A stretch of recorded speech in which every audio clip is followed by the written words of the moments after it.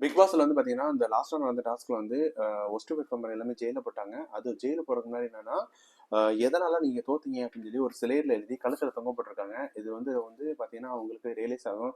ஆகா இவங்களோட நம்ம மொக்கையா விளாண்டோம் அப்படின்னு சொல்லி பாத்தீங்கன்னா நல்லா விளாண்ட பிளேயர் இருக்கணும் தெரியும். எனக்கு தெரிஞ்சு இந்த 6 பேர் லிஸ்ட்ல கண்டிப்பா கமருதீன் போயிருக்குன்னு நினைச்சேன். பாத்தீங்கன்னா அவர் போகல. மத்தபடி பாத்தீங்கன்னா எல்லாமே ஓகே தான் சொல்லணும். அந்த மாதிரி தான் இருக்கு. ஆனா இனிமே தான் வேட்டை இருக்கு. ஏன்னா கழுத்துல போட்டு மறு அறிவிப்பு வர வரைக்கும் வந்து எடுக்கக்கூடாதுன்னு சொல்லியிருக்காங்க. இட் மீன்ஸ் என்னன்னா நீங்க எண்ட் ஆஃப் த டே வரைக்கும் அது கழுத்துலேயே கொடுத்துக்கணும். அது கொஞ்சம் பொதுவாகவே கிடைக்கும். பொதுவாகவே நம்ம ஒரு ஆஃபீஸ் போகும்போது ஐடி கார்டு போட்டு வந்தாலே செம்ம கடுப்பாக இருக்கும். ஆனால் அது வந்து பார்த்தீங்கன்னா ஃபுல் அண்ட் ஃபுல் ஒரு பெரிய சிலையை வந்து கோர்த்து போடும்போது பார்த்தீங்கன்னா நம்ம ரொம்ப ரொம்ப டென்ஷன் ஆவாங்க. இதோட நல்லா பெஸ்ட் பெர்ஃபார்மன்ஸ் கொடுக்கணும் அப்படின்னு நினைப்பாங்க. ஸோ கண்டிப்பாக வந்து பார்த்தீங்கன்னா சில பஞ்சாயத்துனா இருக்கு. கண்டிப்பா வந்து இதை பத்தி கண்டிப்பா கேள்வி வைப்பாங்க. அதுக்கடுத்து ஜெயிலில் போயிட்டு பார்த்தீங்கன்னா சரி இதோட நல்லா விளாண்டுருக்கலாமே அப்படின்னு சொல்லி திங்க் பண்ணுவாங்க. எனக்கு தெரிஞ்சு இன்னும் சுவாரஸ்யமா டாஸ்க் எல்லாம் கொடுப்பாங்கன்னு நினைக்கிறேன். ஏன்னா 10 பேர் இருக்கும்போது வந்து பார்த்தீங்கன்னா இன்னும் ஒரு மோட்டிவா என்ன பண்ணலாம் அப்படின்னு சொல்லி திங்க் பண்ணுவாங்க. இதுல வந்து பாத்தீங்கன்னா நீங்க எதிர்பார்த்தவங்க யார் வரல அப்படின்னு நினைக்கிறீங்க கமெண்ட் பண்ணுங்க. எனக்கு தெரிஞ்சு பாத்தீங்கன்னா கானா இது வினோத் சூப்பரா வந்தார், அவர் வந்திருக்கலாம். அதுக்கடுத்து கம்பெனி வந்திருக்கலாம்.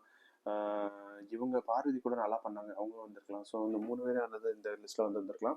யார் வரல வராம இருந்திருக்கலாம் அந்த லிஸ்ட்ல வந்து இங்கிட்ட யார் வந்திருக்கலாம்னா எனக்கு தெரிஞ்சு கனி அந்த அளவுக்கு நான் பார்க்கவே இல்லைங்க. அவங்க என்ன பண்ணாங்க சைலண்டா இருந்தாங்க, அதான் பண்ணாங்க.